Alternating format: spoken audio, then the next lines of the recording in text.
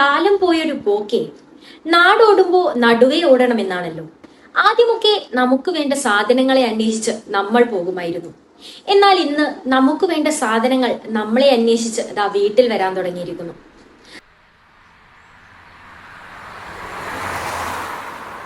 അതെ, online shopping ഒക്കെ തകൃതിയായി നടക്കുന്ന കാലമാണ്. എല്ലാ ഇടപാടുകളിലും നമ്മൾ തന്നെയാണ് ഉപഭോക്താക്കൾ.